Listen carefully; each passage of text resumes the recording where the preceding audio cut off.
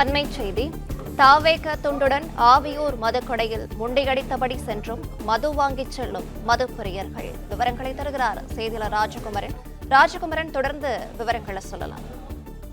தமிழக வெற்றி கழகத்தினுடைய மாநாடு கொளுத்தும் வெயிலுக்கிடையே இன்று நடைபெறுகின்றது.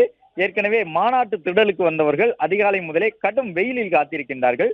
இந்த நிலையில்தான் மாநாடு நோக்கி வரக்கூடிய வாகனங்களின் எண்ணிக்கையும் தொடர்ந்து அதிகரித்த வண்ணமாக இருக்கின்றது.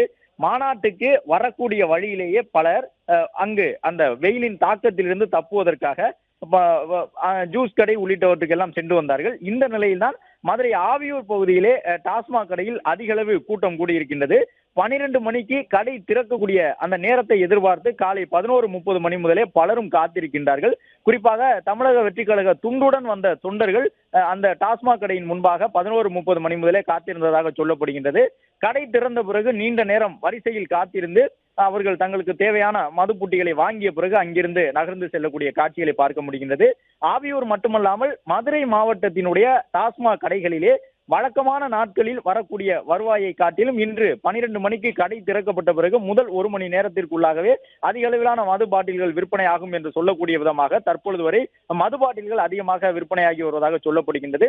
அதிலும் குறிப்பாக தமிழக வெற்றி கழக துண்டு அணிந்தவர்கள் மாநாட்டுக்கு வரக்கூடிய வாகனங்களில் வந்தவர்கள் மது வாங்கி செல்வதாக கூறப்பட்டிருக்கின்றது. பிளே ஸ்டோர் மற்றும் ஆப் ஸ்டோரில் இருந்து பாலிமர் செயலியை QR கோடு மூலம் பதிவிறக்கம் செய்யுங்கள். செய்திகளை உடனுக்குடன் பெறுங்கள்.